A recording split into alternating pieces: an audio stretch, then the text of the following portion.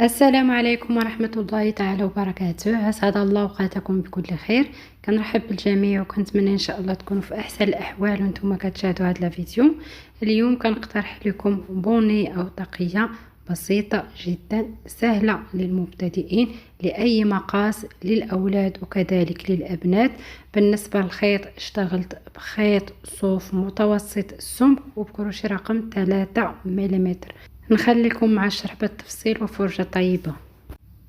على بركة الله كنعمل عقدة البداية وكنشتغلوا سلسلة بقياس دوران الرأس أو محيط الرأس وعدد سلاسلها من مضاعفات العدد 6، يعني كنشتغل 6 سلاسل من جديد كنعاود نشتغل 6 سلاسل أخرى وهكذا كنبقى نشتغل 6 سلاسل ب6 سلاسل حتى كنعمل سلسلة بقياس دوران الرأس. من بعد ما كنشتغل سلسلة البداية كنفردها لا تكون ملفوفة، كنغلق منزلقة في أول سلسلة.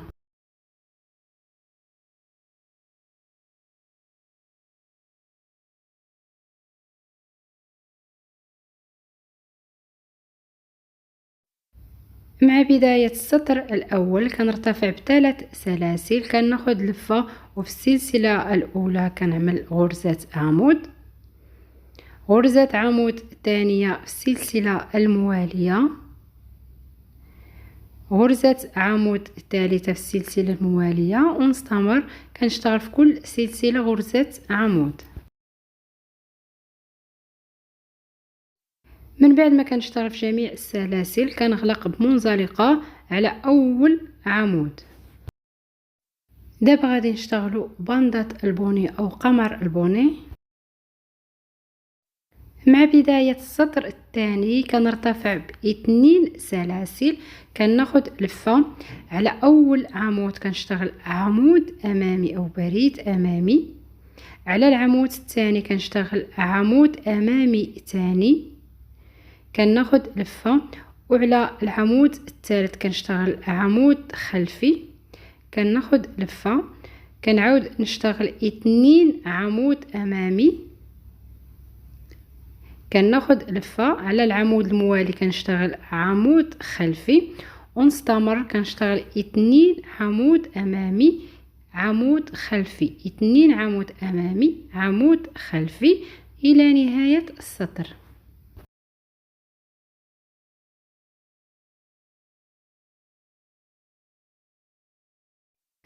في نهاية السطر وعلى حسب ترتيب وتسلسل الغرزة آخر عمود اشتغلت عليه عمود خلفي، من بعد كنغلق منزلقة على أول عمود أمامي.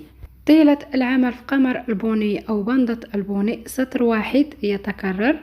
مع بداية السطر كنرتفع دائما ب2 سلاسل، كناخد لفة، على 2 عمود أمامي الأول كنشتغل عليهم 2 عمود أمامي، على العمود الخلفي كنشتغل عمود خلفي، ونستمر على 2 عمود أمامي كنشتغل عمود أمامي،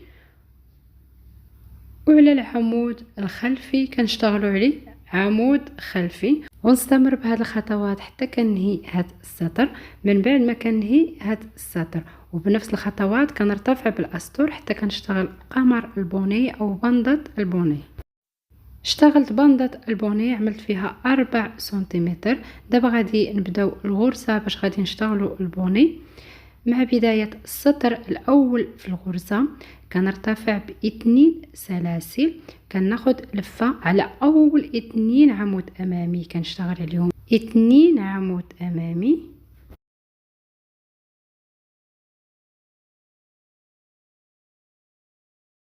كناخد لفة على العمود الخلفي الأول، من بعد 2 عمود أمامي الأولى كنشتغل عليه 4 غرز عمود.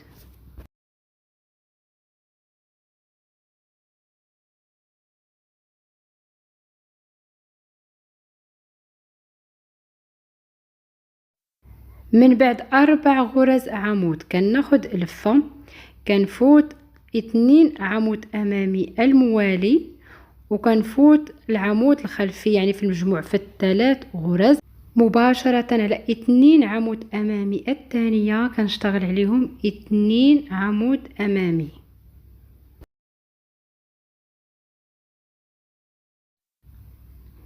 كناخد لفة على العمود الخلفي الموالي، كنشتغل 4 غرز عمود.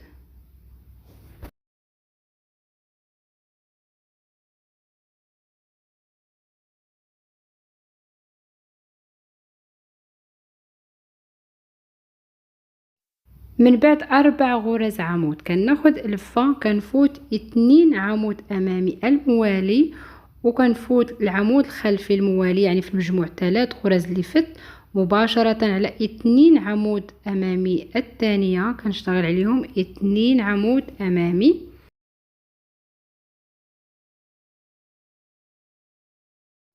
وكنعاود نفس هاد الخطوات.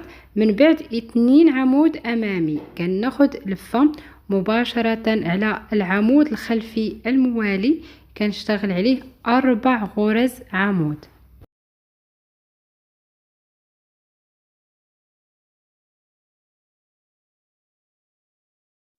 من بعد 4 غرز عمود كناخد لفة كنفوت 2 عمود امامي الموالي والعمود الخلفي مباشرة على 2 عمود امامي الثانية، كنشتغل عليهم 2 عمود امامي. كناخد لفة وعلى العمود الخلفي الموالي كنشتغل عليه 4 غرز عمود.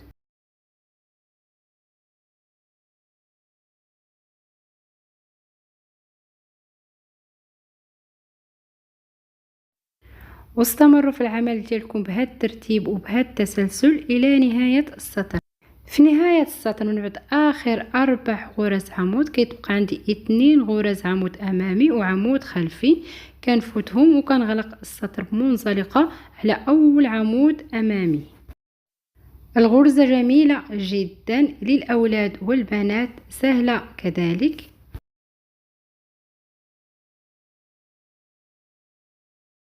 مع بداية السطر الثاني في الغرزة كنرتفع ب2 سلاسل، كناخد لفة على أول 2 عمود أمامي كنشتغل عليهم 2 عمود أمامي.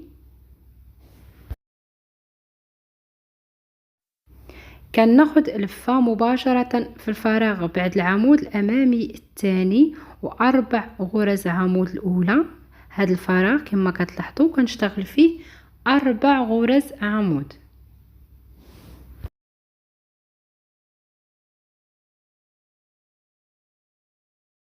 من بعد 4 غرز عمود كناخد لفة مباشرة على 2 عمود أمامي الموالية، كنشتغل عليهم 2 عمود أمامي.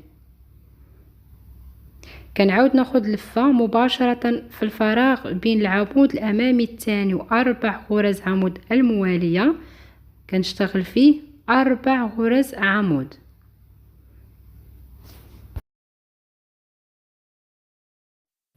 تكرار لما سبق، كناخد لفة مباشرة على 2 عمود أمامي المواليين، كنشتغل عليهم 2 عمود أمامي.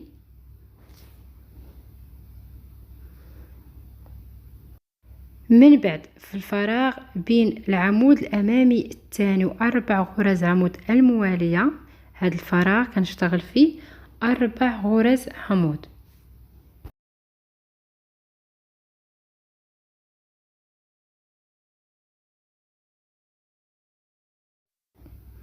واستمروا في العمل ديالكم بهاد الخطوات إلى نهاية السطر. في نهاية السطر اشتغلت 4 غرز عمود من بعد آخر 2 عمود أمامي في السطر. من بعد كنغلق السطر بمنزلقة على أول عمود أمامي. الغرزة تكرار لسطر واحد فقط بنفس خطوات السطر الثاني. مع بداية أي سطر كنرتفع ب2 سلاسل، كناخد لفة كنشتغل على أول 2 عمود أمامي 2 عمود أمامي. كناخد لفة وبنفس خطوات السطر السابق مباشرة في الفراغ بين أول 2 عمود أمامي و4 غرز عمود الموالية، كنشتغل 4 غرز عمود.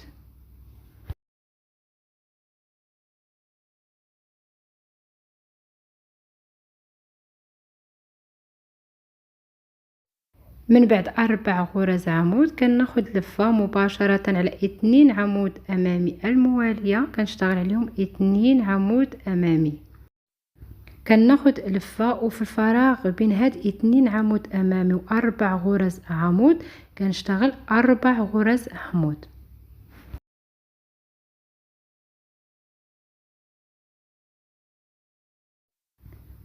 وكنستمر في العمل ديالي بهاد الخطوات. من بعد 4 غرز عمود كناخد لفة مباشرة على 2 عمود امامي المواليين كنشتغل عليهم 2 عمود امامي.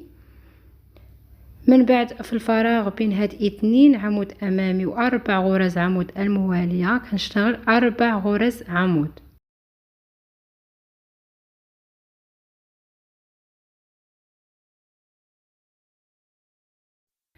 واستمروا في العمل ديالكم وارتفعوا بالاسطر بنفس خطوات السطر الثاني حتى كتوصلوا اخر 4 اسطر، يعني تقريبا كتشتغلوا حتى كتوصلوا لطول البوني ناقص 3 سنتيمتر. كما كتلاحظوا ارتفعت بالاسطر حتى وصلت لطول البوني ناقص 3 سنتيمتر. دابا غادي نشتغلوا اخر 4 اسطر في البوني غادي نعملوا فيهم التناقص. كما كتلاحظوا بديت السطر اشتغلت اول 2 عمود امامي، كنا كنشتغلوا في المجموعه 4 غرز عمود. في هذا السطر غادي نقصوا عمود وغادي نشتغلوا 3 غرز عمود مباشره في الفراغ بين اول 2 عمود امامي و4 غرز عمود كنشتغل 3 غرز عمود فقط، كنقصوا عمود في كل مجموعه. كناخد لفه مباشرة على 2 عمود امامي المواليين كنشتغل عليهم 2 عمود امامي. من بعد في الفراغ بين 2 عمود امامي و4 غرز عمود كنشتغل 3 غرز عمود فقط، كنقص عمود في هذه المجموعة ايضا. استمروا في العمل ديالكم حتى كتنهيو هذا السطر وبنفس الخطوات كتزيدوا تشتغلوا سطرين اخرين. في السطر الموالي غادي تنقصوا عمود وكتشتغلوا في كل مجموعة 2 غرز عمود، وبنفس الخطوات كتشتغلوا السطر اللي تابعوه وكتنقصوا في كل مجموعة غرزة عمود. اشتغلت 3 اسطر عملت فيهم التناقص، في كل سطر كنقصوا غرزة عمود في كل مجموعة حتى تبقى عندنا غرزة عمود واحدة في كل مجموعة كما كتلاحظوا. دابا غادي نشتغلوا السطر الاخير. في هذا السطر غادي نغلقوا البوني، كنرتفع ب2 سلاسل، كناخد لفة على اول عمود امامي كنشتغل عمود امامي غير مكتمل، كنخرج 2 لفات الاولى فقط وكنحتفظ بالغرز على الكروشي.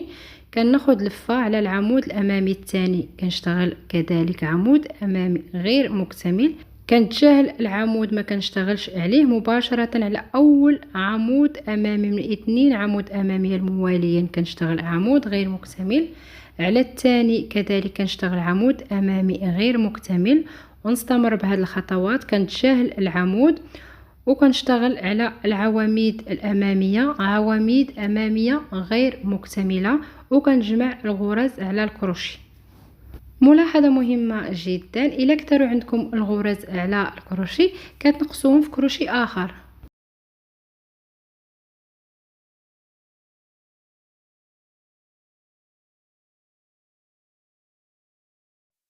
نستمر بهذه الخطوات على دورة السطر.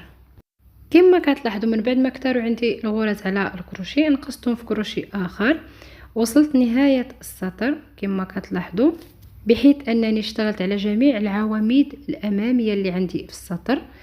من بعد ما اشتغلت على العمود الامامي الاخير كنخرج الغرز اللي جمعت على الكروشي دفعة واحدة.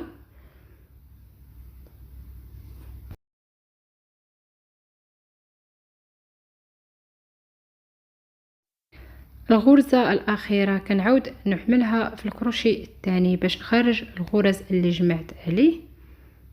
على هذا الشكل كنرد الغرزة الأخيرة للكروشي الثاني وكنخرج الغرز اللي عليه. جميع الغرز كنخرجهم دفعة واحدة.